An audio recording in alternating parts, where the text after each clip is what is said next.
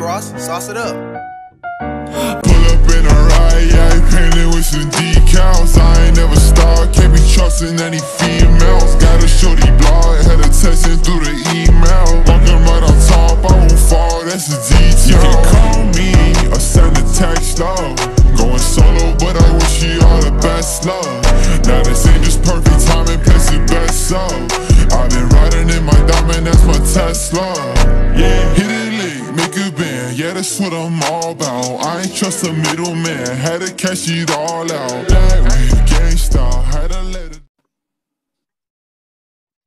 Yo, it's Fox Sports Nowadays Agent, and today we are talking about the Green Bay Packers situation, man. This is what I'd like to call our comeback to NFL content. We should have 2 new episodes pertaining to NFL content, and not to mention our NBA mock drafts coming soon as well. But today we're going to start off with the Green Bay Packers situation as far as it goes for Aaron Rodgers and Davante Adams. If I was a Packers fan, I would be having a legal heart attack right now. It started off with Aaron Rodgers upset of the choices of his front office, specifically his general manager, whose name I'm not going to try to say, that they attempted to take his replacement, Jordan Love, in the first round of the NFL draft. He then goes on one of the greatest revenge tours we've seen, wins an NFL MVP, and then that's how the cookie crumbles. Now we go ahead and fast forward to the 2021 draft.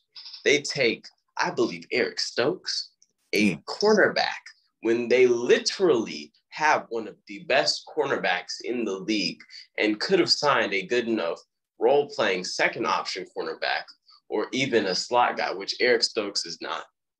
Eric Stokes was on the other side of Paris, on the other side of Tyson Campbell, who I believe was the better cornerback in my opinion, right? But made absolutely no sense for their scheme, did not need any defensive help at that moment in time, and could have addressed any of those problems with a simple free agency pickup.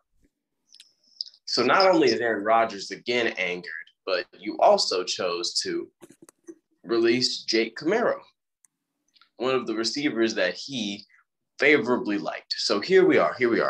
We have Alan Lazard, who's been on and off again injured, but I really like. You have Equanimous St. Brown, who I also like, but again, was injured. Marquez Valdez-Scantling, also injured. And then Davante Adams, who I will get to in a second. Aaron Rodgers declined a massive 2-year extension that would have made him arguably, probably by salary base, I think, and I guess signing bonus, could have made him the highest paid quarterback in the league. Obviously, you're not going to get the duration of a Patrick Mahomes, right? You're not going to get the salary of a Russell Wilson, but it would be in that ballpark and range.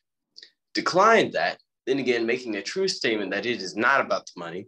It is about the respect. It is about the respect. And again, this is like deja vu for your older Packers fans. This is exactly like deja vu. Except for this time, you have arguably one of the best coming up receivers in this generation, Mr. Davante Adams, the presumptuous number 1 receiver in the league right now, although others have arguments. Davante Adams got lowballed from what I'm hearing, which was disrespectful to the caliber of a weapon and a caliber of receiver that he is, not only to mention on the heels of him saying that he'd love to team up with his old college teammate, Derek Carr, who is the quarterback of the Las Vegas Raiders, who could be an upcoming team who have amazing weapons, not to mention. Imagine this offense. Derek Carr, right? Davante Adams, Darren Waller, and Josh Jacobs would be an elite offense in this league. Not to mention all the other assumptions, like him following Aaron Rodgers wherever he would choose to go in the event that he does request for a trade or sits out the season, then leaves in the free agency. Davante Adams was disrespected and has completely ended all communication of a contract extension with the Green Bay Packers, and his career as far as a Green Bay Packer is in serious consideration at the moment. They have now entered DEFCON 5 for the amount of worry and the amount of pain this is causing them. They are about to self-destruct as a franchise as far as it goes. Now, I have not been hearing horrible things about Jordan Love, but then again, I've been hearing great things, right? Through 3 picks in one of the practices, he went 0 for 16. I mean, it is good and it is bad, all right? He also threw a game-winning touchdown in a drive in a 2-minute drill situation, all right? I'm not saying it's all bad, right, from what I'm hearing about Jordan Love, but I'm not saying that it's as good as what Aaron Rodgers give you. Then again, you'd also not have Davante Adams. You'd only have these coming up very injury-prone receivers, although I believe that most of these guys will have an amazing bounce-back season. And not to mention all the other problems you were facing. You made David Bakhtiari the highest-paid offensive lineman of all time, only to be surpassed by some other very, very good offensive linemen in the league. You're kind of in a cap strap situation, which is what I think they were trying to avoid, which could have been the mindset behind lowballing Davante Adams, but still not exactly the best thing to do. You could restructure some deals. But without further ado, with my little mini introduction to what a large conversation we will have on sports now is, now I'm turning it over to Darius Adams for his opinion on everything I just laid out on the table. No, I mean, Aiden, this is not a situation of talent. This is not a situation of trial and error. This is a situation of culture. And this is literally the only possible thing that could prohibit Davante Adams or Aaron Rodgers not being a Green Bay Packer further on down the line. Now, the main problem we saw a couple months ago, especially seeing how the news with Aaron Rodgers unfolded on draft weekend. Remember, Packers general manager Brian Gutekunst, I believe I pronounced his name correctly. He originally joined the Packers in '98. He served as a scout and assistant executive before being promoted to general manager in 2018. There are some slight mishaps in the Packers even before Gutekunst got there, and during his time there as a scout. The last time Packers drafted a wide receiver in the first round was 2002, nearly 2 decades ago. Javon Walker was there 2002 to 2005, and the only offensive players drafted since 2005 for the Packers have been offensive linemen and Jordan Love. In the list of Packers first round draft picks in 2008, B.J. Raji, Clay Matthews III, Brian Bulaga, Derek Sherrod, Nick Perry, Dante Jones, HaHa Clinton Diggs, Demarius Randall, Kenny Clark. 2017 had no pick. 2018 Jair Alexander. 2019 Rashawn Gray. 2019 Darnell Savage Jr. 2020 Jordan Love. And then, of course, Aiden mentioned that 2021 Eric Stokes, cornerback out of Georgia.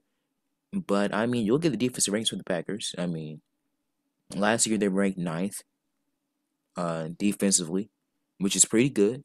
They made the NFC Championship the past 2 seasons. Matt LaFleur is a phenomenal coach. He's gotten them over the hump better than Mike McCarthy did in his last years. They're the senior with the Packers. But the thing is with Rodgers is, what can you really complain about? And I'm not trying to take sides here, but you can't complain about talent. This is completely different from a situation where we look at top premier quarterbacks in this league, whether it's Deshaun Watson, disregarding the situations outside of football, off the field, Russell Wilson. It is completely different because you look at this team; they're in the NFC Championship game the past 2 seasons, and you just lost the game. You can get to the Super Bowl, but the thing is that it's not a lack of talent, because you look at this Packers roster. There's a whole bunch of talent, but on both sides, on the offensive line, you have one of the best offensive linemen in the league, David Bakhtiari. Wide receiver wise, Devontae Adams, in my the best wide receiver in football.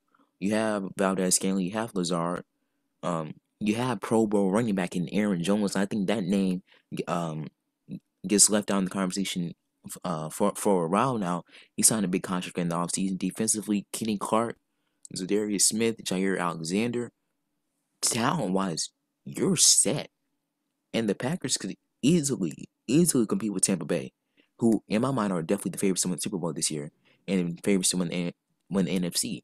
And I think right now, if Aaron Rodgers just decide to play this season, the top three teams in the NFC are easily the Buccaneers, Packers, and the Rams in no particular order. The Packers can make a run here, but the thing is that culture, culture, team culture, team structure. That's the one thing that gets you over the hump. And you look at the way, especially with Brady when he went to Tampa Bay, an immediate culture change. All right, an immediate culture change. One player can make a difference immediately.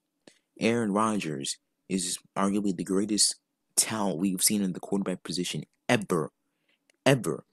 And just with Aaron Rodgers having some questionable decisions with the Packers, that led to some mishaps with your top wide receiver, and my mind the best wide receiver in football, one of the best talents we've seen in the league these past couple seasons, in Devontae Adams.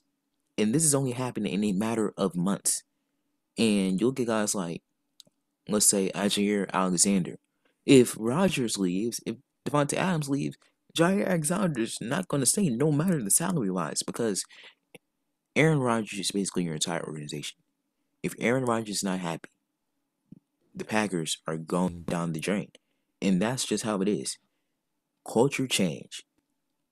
Culture. And the Green Bay Packers have been one of the most respectable organizations in football throughout the history of the NFL. You go through situations, especially with Favre, with him retiring multiple times, and the way he retired and went to Minnesota and went to the Jets and then retired multiple times. There are just things that are wrong in Green Bay. And it's farther than just Aaron Rodgers and Devontae Adams being unhappy with the culture. It's it's deeper than Packers GM Brian Gutekunst. It's deeper than that. It is something wrong with the organization, and it looks like Matt LaFleur is unsure about that. And the thing is, we're not even 100% sure Rodgers is even going to play this season. He could sit out the season, and he could not have any problems financially. I'm not worried about that. Rodgers, I mean, the likelihood of him playing, Man's worth $200 million. I don't think you have any. right? The likelihood of him not playing the season, I think is pretty high. I think it may be higher than Deshaun Watson when you think about it. Well, maybe on the Very same much level. so, actually, because no penalization has came out for Deshaun Watson just yet. So yeah, But I look at some of the top premier quarterbacks in this league. This is definitely an entirely different situation. We look at Rodgers compared to Watson and Wilson, because Watson, the Texans are just a dumpster fire um, as a whole, okay? And that just happened in a matter of a year. Russell Wilson is upset with the fact that he is not being protected by his offensive line. Outside of that, he loves Seattle. He loves the Seahawks organization. He has great weapons and talent, but the offensive line is just the main problem. If the Seahawks fits that O line, Russell Wilson would have not gone to the Dan Patrick show and said what he said. The Green Bay Packers were in the NFC Championship game. The loss, you have an NFL MVP. You have arguably the best wide receiver in football. You go 13-3, number one seed in the NFC, and somehow, some way, you find yourself in a situation where you're asking if your NFL MVP is going to play.